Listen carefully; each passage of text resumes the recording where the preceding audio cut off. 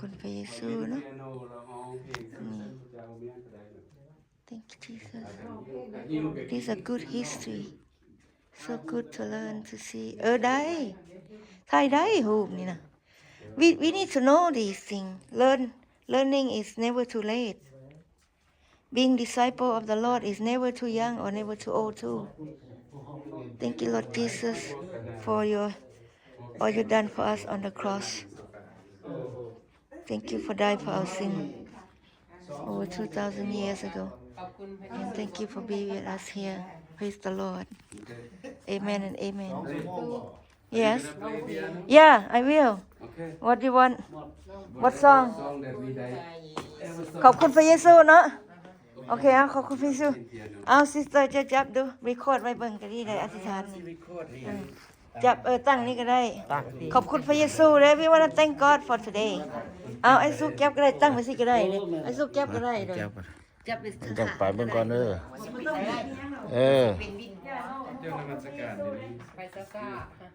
เอาขอบคุณพระเยซูเนาะเป็นหยังเนาะคืออยากนั่งยาวสร้างเป็นซ้อนสองเนาะขอบคุณพระเยซูเอาเพลงที่เขาได้ในได้อยู่ดอกเอาตัวได้หั่นล่ะกับใจนะในปากได้เจ้า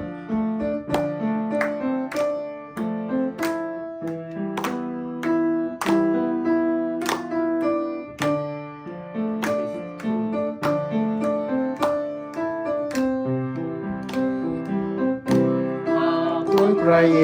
ซูแก่เฮาขอบคุณพระเยซูทรงพระพักเหลือหลายเอาส่งเสียงร้องสรรเสริญพระเจ้าร้องสรรเสริญโมทนาเราเป็นทุกสิ่งเป็นพระเจ้าของเราคุณพระเยซูองค์พระแก่เฮาขอบคุณพระเยซูทรงพระคุณเหลือหลายเอาส่งเสียงร้องสรรเสริญพระเจ้าร้องสรรเสริญโมทนาเราเป็นทุกสิ่งเป็นพระเจ้าของเราองค์เป็นทุกสิ่งเป็นเจ้าของเราเอเมนสรรเสริญเอาสองก็ดีคือกันอธิษฐานอีกหนึ่งว่าอธิษฐานก่อนแล้วก็สิร้องอีกเนาะอธิษฐานอีกอธิษฐานก่อนเลยถึงร้องอีกเนาะโอเคให้พระวิญญาณบริสุทธิ์นำพาพวกเราเนาะพร้อมใจกับอธิษฐานเนาะพ่อแม่น้องขอบคุณพระเยซูที่พระเจ้าได้นำพาพวกเขาหน่อยสรรเสริญยกย่องพระเจ้าที่พระเจ้าหักพวกเขาหน่อยขอบคุณที่พระเจ้าได้ตายแทนบาปพวกเขาหน่อยถึงไม่กางแขน 2,000 กว่าปีผ่านมาพวกเขาหน่อยสรรเสริญยกย่องพระเยซูขอให้พระเยซูได้รับเกียรติขอบคุณที่พระเจ้าให้ความหักอันยิ่งใหญ่แก่พวกเขาหน่อยมนุษย์ทุกคนย้อนว่าพระคุณและความหักของพระเจ้านี้พวกเขาหน่อยถึงมีชีวิตอยู่พวกเขาหน่อยขอบคุณที่พระเจ้าอยู่นำพวกเขาหน่อยในนี้อยู่ที่นี่ในวินาทีนี้ต่อไปพวกเขาหน่อยก็จะได้ร้องเพลงสรรเสริญยกย่องพระเจ้าอธิษฐานเพื่อพ่อแม่พี่น้องในเมืองเฟสโนแล้วก็ในรัฐแคลิฟอร์เนียในประเทศอเมริกาและในทั่วโลกให้เป็นไปตามน้ำใจของพระเจ้าพวกเขาหน่อยเป็นมนุษย์ธรรมดาและพวกเขาหน่อยทุกคนทั้งหญิงและชายทั้งแก่ทั้งหนุ่มทุกคนก็ต้องการพระเยซูคริสต์เจ้าเพราะว่าพระเจ้าเป็นพระเจ้าที่ยิ่งใหญ่และพระเจ้าเป็นทั้งนั้นเป็นความจริงและเป็นชีวิตเพราะฉะนั้นพวกเขาหน่อยขอเพิ่งพระเยซูแล้วก็ขอให้ทุกสิ่งอย่างเป็นไปตามพระเจ้าได้นำพาตามพระเจ้าได้กำหนดให้พวกเขาหน่อยในวันนี้และสืบไปเป็นนิจพวกเขาหน่อยอธิษฐานในพระนามพระเยซูคริสต์เจ้าอาเมนอาเมนเพลงต่อไปเพลงนั้นนะพี่น้องที่ได้บอกโปรดเปิดดวงตานะให้เห็นสง่าราศีของพระเจ้าที่ได้บอก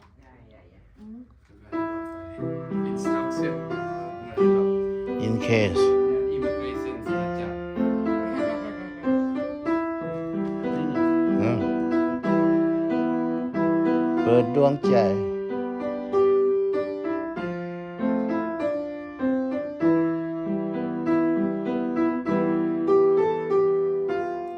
เอาบุไปเจ็บเพลงเจ๊หนังวะ ว้าว เตรียมมาให้ทันแม่นี่เตรียมมา อืม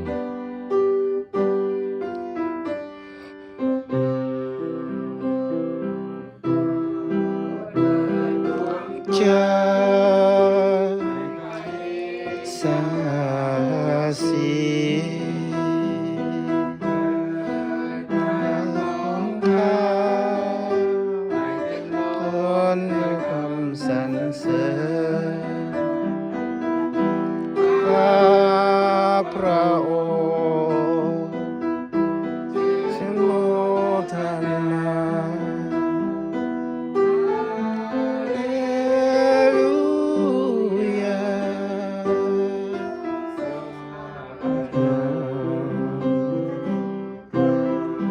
เปิดดวงใจ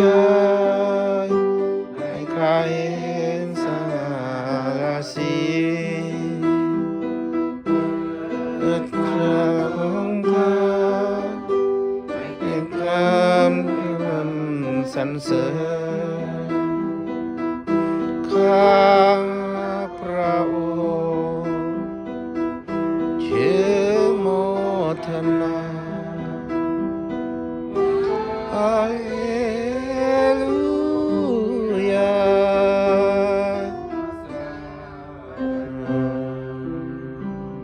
คุณพระเยซูขอให้พระเยซูได้รับ ฮาเลลูยาสรรเสริญพระองค์ฮาเลลูยา คุณพระเจ้าเนาะที่พระเจ้าได้ให้พวกเราได้มีโอกาสเวลามื้อนี้เนาะที่ว่าเพิ่นได้นำพาเฮาเนาะเขาได้ก็อยากเชิญPastor Tony to pray start pray is that okay Everybody we can pray. go in around or we together Pray together. pray together Just come. do we need to sing one more song or is You have turned around เห็นอย่างสนะ We can โอ้ยอยาก sing ถามว่าสิเอาเพล We ง can ยังต่อ sing ไป you โอเคเด่นพวกเจ้าบอกเขาหน่อยว่าหยุดยามใดเนาะเอาเพลงต่อไปเนาะเพลงเชียวหูในใจเนาะเพลงใน This ใจ is กัน like This is like บ่มี พระคุณพระเจ้าเนาะ บ่มีผู้ใด เอาเพลง นำ พระคุณพระเจ้าเนาะ We all do together เพลงพระคุณพระเจ้าเนาะโอเค ตัวนี้เอาเฮ็ดนำกันเหมือนโอเคบ่มีผู้ใดแบบเป็นผู้นำเป็นผู้น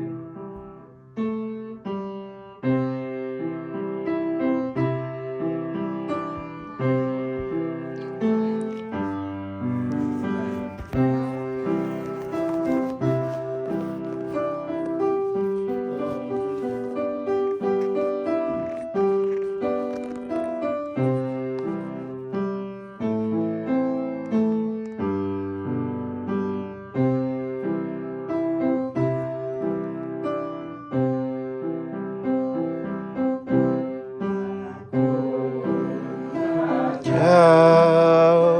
แค่นั้นใจคุณเจ้าใจมาตั้งเจ้าองค์ทรงโปรดเนื้อข้าเห็นแล้ว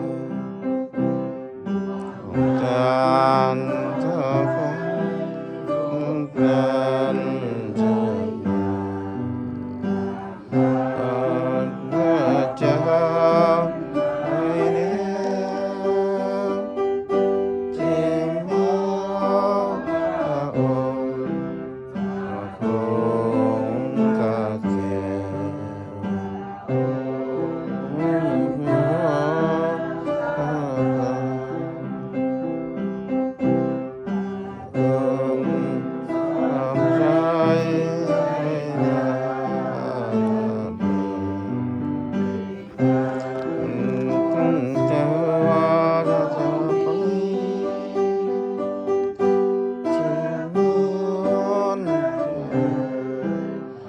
เส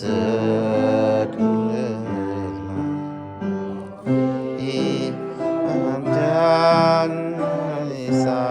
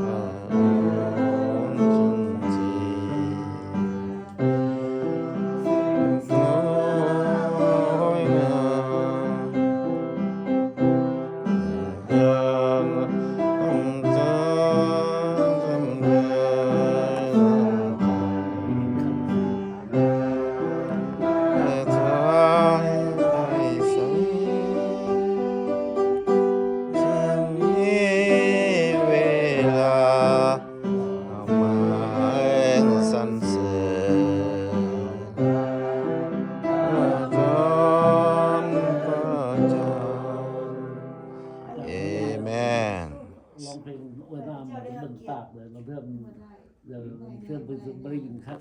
ได้เบิ่งปาก สรรเส ล ริ อง ญ อีกบ่คันอยากลองอีกก็ได้เฮายังมีเพลงหลาย ขึ้นไป อธิษฐานเนาะอธิษฐาน สรรเสริญ พลังแห่งอธิษฐานมันดีหลาย เอาอธิษฐานแล้วก็เขาจังอันนั้นเนาะ เอาจะถามอ้อมไปว่า เขาน้อยว่าอ้อมไปดีได้เป็นแต่ละคนแล้วก็เฮาก็อธิษฐานพร้อมกันสุดท้าย โอ้เขาจะเครียด เพราะว่าเขาจะได้ฟัง ถ้าเขาจะอ่านถ้าเขาจะอ่านตามนี้ก็ได้ เนี่ยอยากอ่านตามนี้ก็ได้หรือว่าอยากอธิษฐานอันนั้นก็ได้แล้วแต่ให้ มักอ เพ ธิ ราะ ษ ว่าการ ฐา อน ธิษฐานนี่มันบ่มีกฎเกณฑ์นะฮะอธิษฐานแบบใดก็พระเจ้าพอพระทัย แล้วแต่พระเจ้าที่ประทานให้เขาตามความรู้ของให้เราผู้ใดจบแล้วก็เปลี่ยนมาไปเปลี่ยนกันมา เดี๋ยวเขาหน่อยขอเริ่มก่อนได้บ่ โอ้ที่จะอธิษฐานห่วง อธิษฐาน รวมกัน สรรเสริญพระองค์ โอเคมันก่อนก็ได้ เริ่มทีละคนก็ได้แล้วก็พร้อมกันสุดท้ายก็ได้นะอย่า That's all. Just อธิษฐานกันห่วงกัน And then we can read some of these. We can read things from in the Bible. ผู้ใดที่เริ่มรบกวนอาจารย์ เออไปอธิษฐานนำกันเลย โอ้มาถอย รวมกันก่อน โอ้ว่ารายละเอียดไป สรรเสริญ สรรเสริญพระองค์สุดมื้อนี้อีกมื้อหนึงเป็นมื้อพิเศษมาจากพระองค์ผู้ข้าได้เข้ามาในสถานที่แห่งนี้เพื่อศึกษาพระวจนะของพระองค์ทุกการทุกสิ่งทุกอย่างให้พระองค์ได้ใจให้หัวใจของพวกเราทุกคน มีสติปัญญา เพื่อพวกเราจะมีความ เปลี่ยนของเจ้า เพื่อจิตใจคนที่แข็งกระด้างจะเป็นอยู่มันยอดเป็นสิ่งที่ยังมากน้อยสรรเสริญขอบพระคุณพระองค์สติปัญญาจะมาจากพระองค์ท่านแต่ยังไม่เพียงพอขอขณะที่ท่านขอเพิ่มเติมสติปัญญา ทุกคนมีความรักโทนีปฏิภพรสุขภาพ จึงต้องป้องดองซึ่งกันและกันความเติบโตของลูกค้าสุขภาพและจิตใจให้มีความกล้าหาญแล้วก็มีความอดทนทนศึกษาพระวจนะของพระองค์เพราะว่าการศึกษาพระวจนะของพระองค์จะบอกให้มันสิ้นสุดจนกว่าจะถึงวันนั้นทุกหน่อยอาวันได้ถามมาพระเยซูคริสต์เจ้าสรรเสริญพระองค์อาเมน ขอบคุณที่พระวิญญาณบริสุทธิ์ขององค์พระเยซูคริสต์เจ้าสถิตอยู่ในพวกเขาน้อยขอบคุณที่พระองค์เจ้านำพาพวกเขาน้อยอยู่ในใจพวกเขาน้อยทุกๆวินาทีพวกเขาน้อยอธิษฐานขอให้พระเยซูได้หักเกียรติพวกเขาน้อยหักพระเยซูทุกมื้อทุกวันทุกคืนพวกเขาน้อยจะมีความหวังในพระเยซูว่าในมื้อหนึ่งพวกเขาน้อยจะได้ไปอยู่สวรรค์สันตานของกันพระเยซูว่าดีที่สุดแล้วคุณที่ทำให้พระเยซูเจ้าอาเมน อาเมน พวกเขาอ่านอันนี้ก็ได้เนาะเขาก็อ่านเป็นภาษาลาว